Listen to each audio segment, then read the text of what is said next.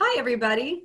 I want to welcome to my channel, the Agility Consulting International channel. And our goal here today is we're talking to digital transformation leaders to talk about where do we actually start with digital transformation.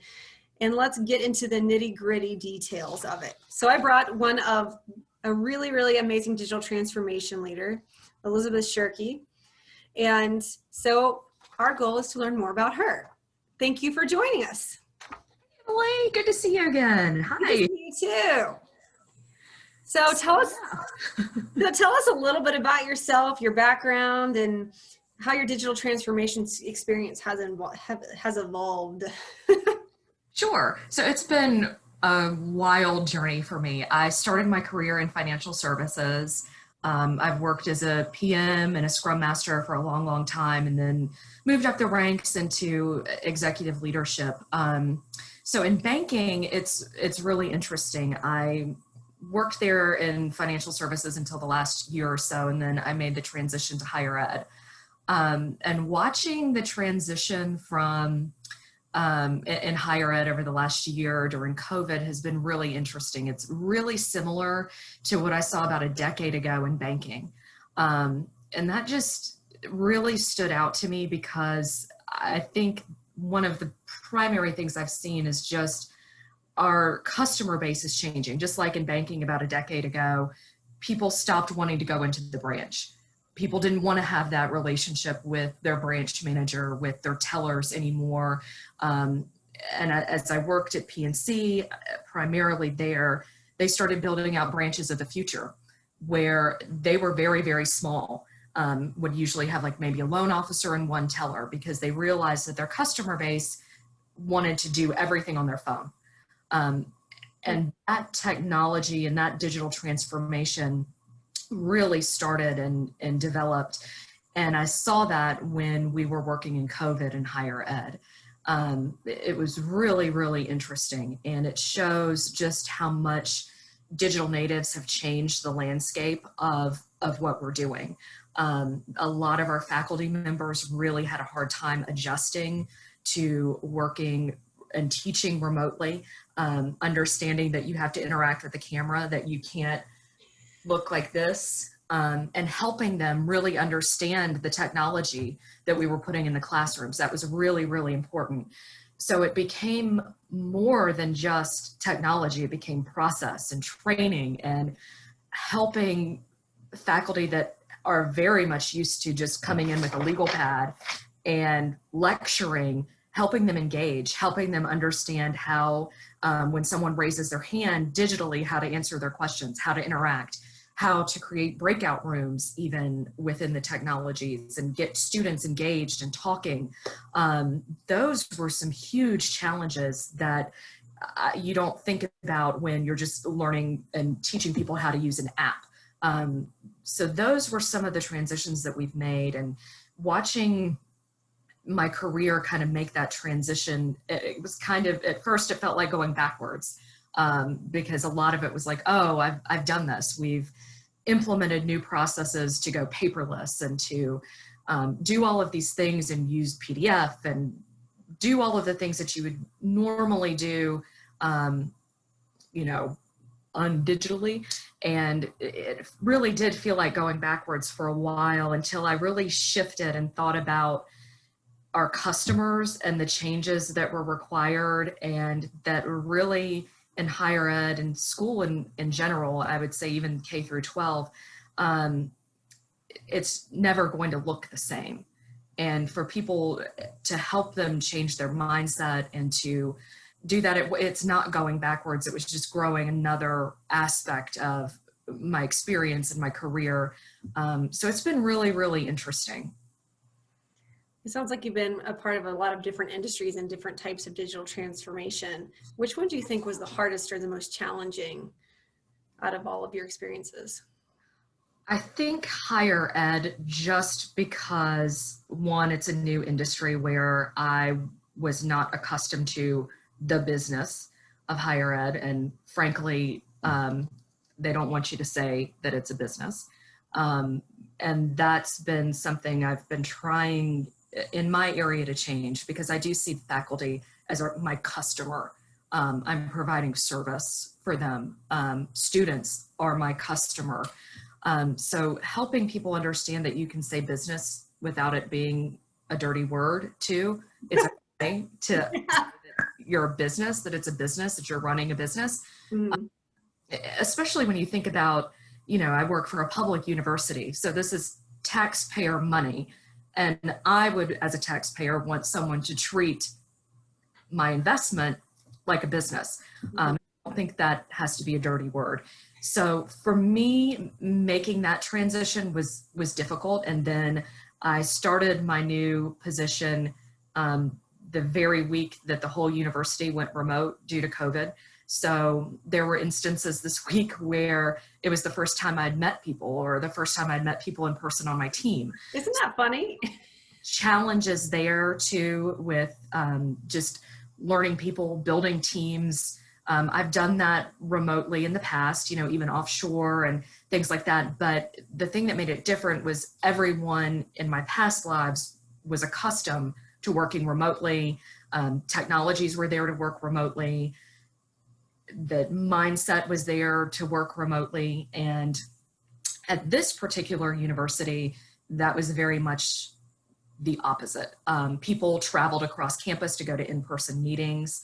There were some of the conference rooms didn't even have the ability to have somebody join remotely while everybody else was in the room. So those were some of the challenges that I faced. I think it was really good though. It gave me a perspective for how people are feeling, really, really feeling and experiencing it, and having that empathy for what happens when your entire life changes, life as you know it completely changes. So that was really good, but definitely challenging too. So in your current digital transformation, how are you all adapting and with the challenge of now going from completely remote to part remote, part in person? How is that working out? It's interesting. There's been a lot of realization, at least within some sects of the university, that especially IT, we have to have the ability to be remote, if not fully remote. When you think about retention, recruitment, all of those things within human resources, working in a state job, obviously you go in expecting that the salary will probably be a little bit lower than it would be in private industry, but you expect to have better benefits perhaps, and more stability, things like that. But you're still, as you're recruiting talent, you're competing with people who are making more money, and a lot of the time now with the ability to work fully remote. So it has brought some recruitment and retention challenges into IT in particular that we're having to address. So that's been challenging, especially working within a state system and figuring out what the right thing to do is and how you make it equitable and all of those different things. Then it's challenging on the faculty side as well. You have some folks who don't feel safe or have found the ease and they don't want to return to campus. While their students, obviously an in-residence experience is really a lot of why you go to college. Yeah. That's part of it. So there are definite challenges there. We hired a director of organizational change management within IT that has been crucial to helping craft the message about the importance of flexibility with remote work, has helped craft the message to the board and to others about the investment in IT and our infrastructure, wireless, things like that, to evolve and to transform digitally. There are a lot of challenges though. In private industry, at least in my experience, most of the time everyone was marching to the same drum, going in the same direction. One of the things I found in higher ed is that finding that common ground and that common goal can be challenging. When you think about the decentralization in each of the colleges operating on their own and being responsible for their own budget and their own funding, it does create challenges that good communication and organizational change can help with. And I would advise anyone who, no matter where they are in their digital transformation, to really focus on organizational change management and communication. It is a huge change for everyone, the way they work, the way they teach, the way they learn. I can't say enough about investing in those kind of business processes and figuring out your why. Why do you want to digitally transform? Are you being forced to because of economic pressures? Are you being forced to because of your customer? And really diving into that will help you decide your next steps and where you need to go. And really getting consensus and unity on the direction. And that has to happen at the executive and even the board level of where your company or your university is going. That's crucial because digital transformation means different things to a lot of different people. Some people it means agile transformation. Some people think it means moving to the cloud. Some people think it means having an app. Some people don't know what they think it means, other than people have told them that that's what people are doing, so we better do it. But you're not going to get any money, but you better do this digital transformation thing. So that's another aspect where I've found that having somebody who can really craft a cogent message about the whys and helping educate people, especially executives who, while are probably very business minded, aren't necessarily IT minded. And that education piece and laying that foundation and finding someone who can bridge the gap in experience and knowledge is really, really key. You don't want to alienate people by making them feel silly, but you also have to understand and get everyone on the same page and understand everyone's perspectives.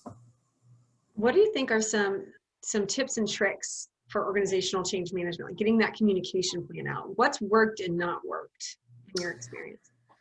So what hasn't worked has been large scale mass communications about what we're doing and why. That has not worked. What has worked is building a coalition of the willing, the people who are kind of halfway there. Mm-hmm. But that's more work. And it's more work to build all of those relationships. It's more work to find out where they are.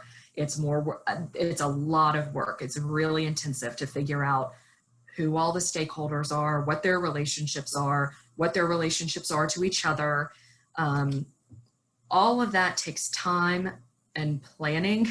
So I would advise that figuring that out and building a real plan and executing against that and taking your time is probably the biggest lesson learned for me. I came in thinking that I could operate like I did in private, like at a bank, where it was very top down, and like once you hit the president, once you hit the board, that like smooth sailing, like that was it. Here it's different. At least at our university, you really have to deepen those relationships, get people to trust you, get them to understand why you're doing what you're doing, why you're making this investment versus the other investment. Maybe this investment isn't what they envisioned for IT or the university, but helping them understand the whys behind it has been really important. Another lesson learned was kind of in that same vein, going off half-cocked and like pushing my agenda for why I thought this was, the right project to pick or the right portfolio to focus on, really didn't work. They had vastly different ideas, especially on the faculty end, about what would help them the most and those kinds of things. And then when you think about research and high performance computing and all of those elements, it's a very, very different environment. So that's been my experience. Yeah. What do you think? So if someone was starting out in a digital transformation right now, And given all the mistakes and all the good things you've done, because we've all done the mixture of those, Yes. where would you say, where should they start? So I think it's important to define what digital transformation means at your institution. There's so many people that say digital transformation is this or that. I've seen 4 decks Yes. past week. I'm like, they all look different. Yes. The second thing would be addressing your aged infrastructure and governance. Those have come to light recently that we really don't have a good solution for our aging infrastructure. We need a solid plan for the cloud. We need to know what digital transformation is. Everyone needs to stack hands on that and like get on board. And you have to have a solid governance plan, standards. People need to understand what IT governance is too. That's really important. I think laying the foundation and the structure, infrastructure, governance, and a solid understanding of what digital transformation is at your particular company or institution are probably the 3 biggest things I've seen that if I were starting out, that's where I would start now, not in the middle. Don't start in the middle. Don't start in the middle. So to all the people out there who are in IT or maybe in college or coming up in their careers, what would you tell them if they wanted to get started in the digital transformation industry? Where do you think where should they start? That's an interesting question. One of the things I've found in my career has been most of your problems are people problems. They're not IT problems. They're not technology problems. So I think the more someone, especially while you're still young and flexible, really getting a solid understanding of how people communicate, how and why, understanding organizational change management, understanding Agile and project management, getting a solid foundation and really working on your emotional intelligence. That's what's going to set you apart. That's the biggest differentiator I've found is when you get to a certain level in your career, everyone knows you have the technical chops. What's going to set you apart is if you can communicate and if you're emotionally intelligent. And you can work at those things. That's one of the things that I've learned. I thought it was something that someone was either born with or they're not born with. You can practice, and I wish that I had known that a lot earlier. That's the advice I'd give people who want to get into digital transformation. Truly, the technical side is easy. It's the people and the process and the communication and the coming together and building a strategy and being unified. Those are the difficult parts. Those are the parts that will send you to your fainting couch every day. Doesn't everyone have a fainting couch in their office? Just in case. Those are the pieces that are crucial, and that I would hope and encourage anyone starting out to really hone those. So out of curiosity, so one of the questions I always get, so whenever I'm teaching, wherever I'm consulting, is my executives aren't into they aren't into Agile. They haven't developed Agile. They want the same things they wanted before, but how do I convince them? So you have come up through the ranks. If you could talk to yourself 5 years ago and tell yourself how to talk to executives now that you've been at that level to get their buy-in, what would you say? I think we all know that executive buy-in is probably the biggest impediment. It's the make or break of an Agile transformation. And what I would tell myself is that it's okay to start small, to make small changes that executives can see. That's actually what I did in my current role. We've started very small. We had a lot of dysfunction, a lot of siloed teams, a lot of siloed functional areas. And the very first thing we did was just have a stand up. That's it. And then we built a little bit more, and then we learned about stories, and then we did some Kanbans, and just a little bit at a time. And then people started noticing. I didn't even really, 5 years ago, 6 years ago, 10 years ago, I would have sold Agile as an efficiency play, that we were going to get better and we were going to save money and it was going to be hard value and all of these things. And it's so not that, it's such a variety of things, but not that. What I've learned is the culture change, that's it. That's it. And what I did this time was focused on those cultural things, like stand-ups and Kanbans and picking the work that you want to do. That's where I started. And then slowly, people are like, what's going on here? People are happy. People are doing stuff. They sound different. Then my CIO is like, what's going on here? Something feels different. I was like, yeah, I told you it, like, all we were going to do was make some small cultural changes. We were going to do just a few things a little bit differently. And that's just snowballed into trust. That's snowballed into his curiosity about what is velocity? What's this utilization rate you keep showing me? Tell me more about that. Tell me more. Tell me more. I want to know more. I want to know more. Why do people like this? And it's just grown and grown and grown, where people now want to be on the teams.